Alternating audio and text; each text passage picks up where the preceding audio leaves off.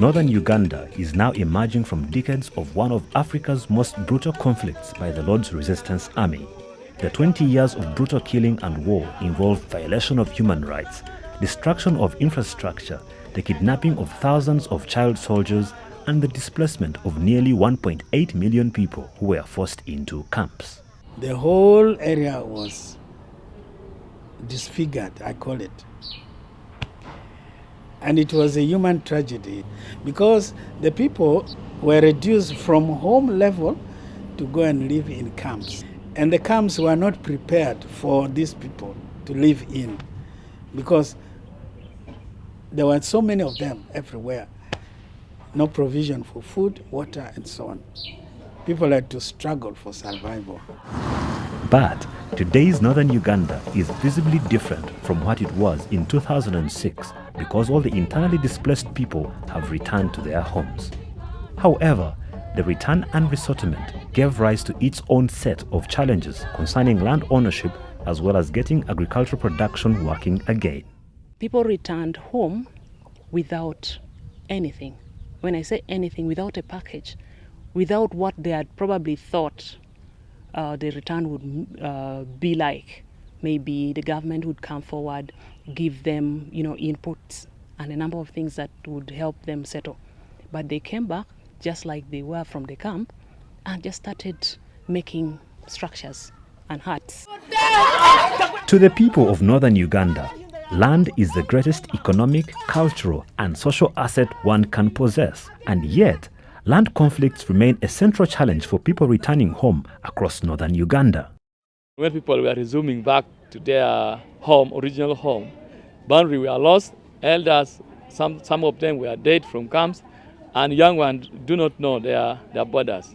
So people were using land as way of getting money because they were told the only resource you are left with is land. So it became a very big issue, more silent because it's eating up even families. People are breaking apart. Now, it was dangerous. The cases were alarming, hearts were being burned, lives were getting lost. We engaged in land issues to try to promote the security of the land tenure in the northern part of Uganda, such that people settle and are able to utilize their land for the better of their livelihoods. Throughout north and northeastern Uganda, Trócaire, with funding support from UKAID, has for the last 3 years worked in partnership with 11 local organizations to support the returning communities to secure their land rights, grow more and better food, and provide income for their families. From us as an organization perspective, we try to focus on where the poorest people are. So therefore we looked at northern Uganda, northeastern Uganda and said, well, we need to be focusing there. We want to bring the north up to the same level as the rest of the country, because when you have those inequalities as well, they can be the basis for conflict. And we were able to find a number of partners here who work on those issues. From the outset, all partners realized that to be successful, the linkage between national level stakeholders and the local grassroots must be enhanced. So through several meetings, communities, stakeholders, and local government staff were involved in the project's design. Right from its inception, we were consulted to come up with exactly what is it that the community needed. And this made it very easy for us to deliver to the community, because what they more or less demanded were the things that we tried to give them. Research findings from a baseline survey which was done across the communities where Trócaire works in north and northeast Uganda revealed that female-headed households, child-headed households, households affected and infected by HIV/AIDS, and people with disabilities were the most vulnerable to food and income security and land conflicts. It all started with the Karamojong warriors raiding our home in Amuria district. I and my husband had to flee settling here in Serere district. We purchased 5 gardens of land, but tragedy struck and my husband died. After the funeral, I fell sick and was hospitalized for 4 years, where I had my leg amputated. On my return, I found out that my brother-in-law had sold off all our land. I asked him why. He said I came with nothing when I was married, and so I deserved nothing. I made several attempts to get the land back, but failed. It was on my way to court when someone mentioned and directed me to an organization called LEMU, that they would attend to my case faster. The LEMU staff visited the disputed land, contacted my brother-in-law, the clan leaders, and the person who had purchased the land for a meeting. On that day, with the LEMU staff in front of all the community members, clan leaders, and elders, each of us presented our issues. I thank God for that day. I was finally able to recover my land.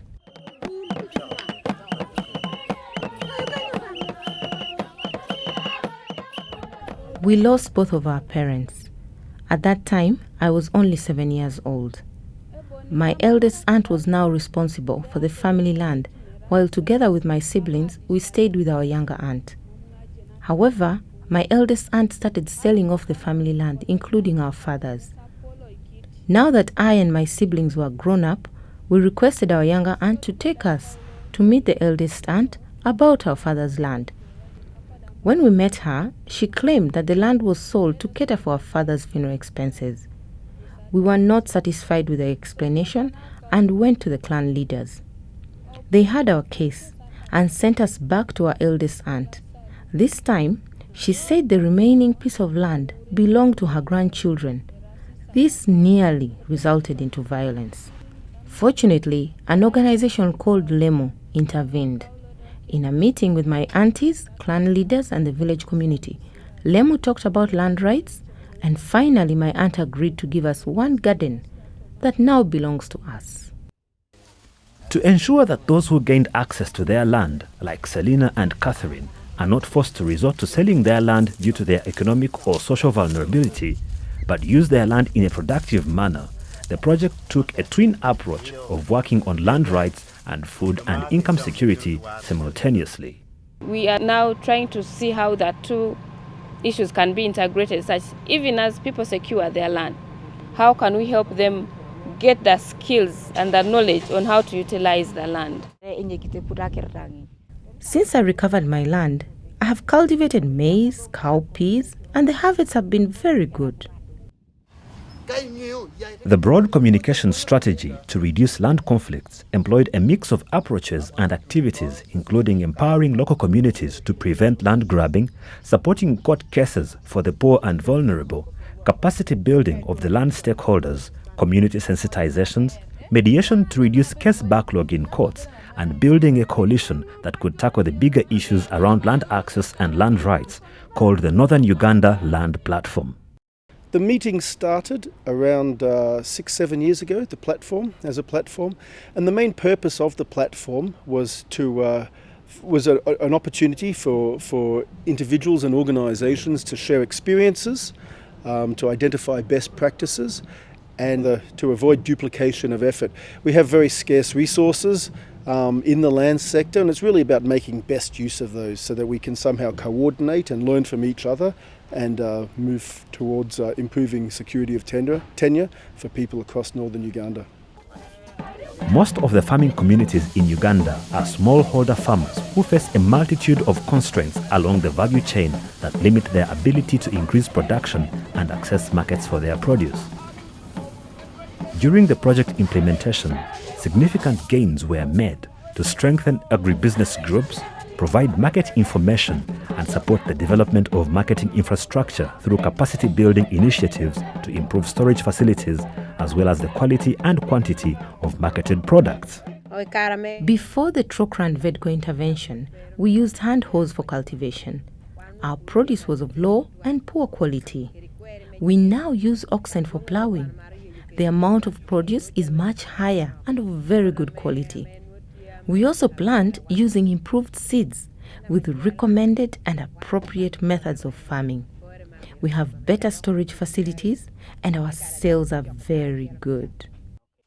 To ensure efficient, sustainable farming and rural development for farmers in the targeted communities where Trócaire and other partners were operating, short-term practical on-site training courses were also conducted. I think if we capacity build the people that we're dealing with, and if we don't make them dependent on handouts, and the Trócaire Differ program have not done that, they have emphasized capacity building. I think that in itself is helpful towards achieving sustainability. Those who have been trained here, there will be continuous follow-up because if you get a person onto the first rung of the development ladder, they're able to climb themselves after that. I used to mend jerrycans that were worn out with punctures until I got in touch with an organization called Sokadido. My farming skills improved a lot. Because of the training I received, I am able to use and exhibit a number of technologies. My life is much better now. The farmers come to me and I provide them with tomatoes, cabbages, eggplants, all at a fee. The money finds me here in the garden. My children are all in school and I provide them with school materials. My family can now access medical attention as well as essentials such as sugar and soap. Up to about 98% of our beneficiaries are now eating 2 or 3 meals a day. Now, in the African context and in the Lao context, if you are eating 2 meals a day, you are very much food secure, because the culture of eating our breakfast and probably evening tea is not there. For us, we combine. So a family who is able to eat their lunch and supper is 100% food secure. While the project has made progress in achieving its purpose, it has also had some challenges. Our young people are not very much into farming. This challenge has made a number of youth look at agriculture as maybe non-attractive, so we are not able to work with a number of them. So we need to address that, because they are also a threat to the farmers that are already organized. They are the ones stealing there. If they know you have sold your piggery and you have money, they are the ones coming to steal. They are stealing goats from our beneficiaries. So if you don't address the challenge of the youth unemployment in the villages, it would be difficult also to uplift the rest of the communities. Despite the obvious success in contributing to the establishment of peaceful, resettled, vibrant communities in northern Uganda, where the rights and livelihoods of people, particularly the vulnerable, are protected, much still needs to be done. The only problem is that we have very few mediators, very few people who can handle the mediation, and yet these cases are so many. Almost 3/4 of the cases in court are land-related. Even those that are criminal, you'll find that in one way or the other, they arise from a land matter. So really, there are very few mediators, and we have a lot of work to do on that. When a project comes to an end, you have over 60 cases still pending, and they're all in court. Of course, we would really explain to the client the situation at hand, but many of whom, when you tell them this, they begin worrying, now how are we going to handle this, who will take up all this, because they have initially tried other options, but they fail.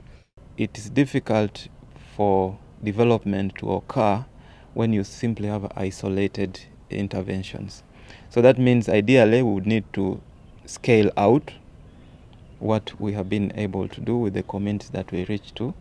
So that is certainly a big gap, that there are isolated successes, but in order to sustain those, it would need that you need an environment in which those successes are replicated and scaled out. The whole of last year, using the DFID funding, we went round to all the people, the politicians, the faith-based institutions, the NGOs, the clans, and we agreed in principle on those two things: family land titles, but also to campaign for the boundaries, and also to have sketch maps, so that boundary disputes are reduced. The owners of the land are drawn in a family tree, we're calling a family tree names, so that the sketch map is used as evidence of land rights. Because now it's words all the time, but a sketch map could replace those words.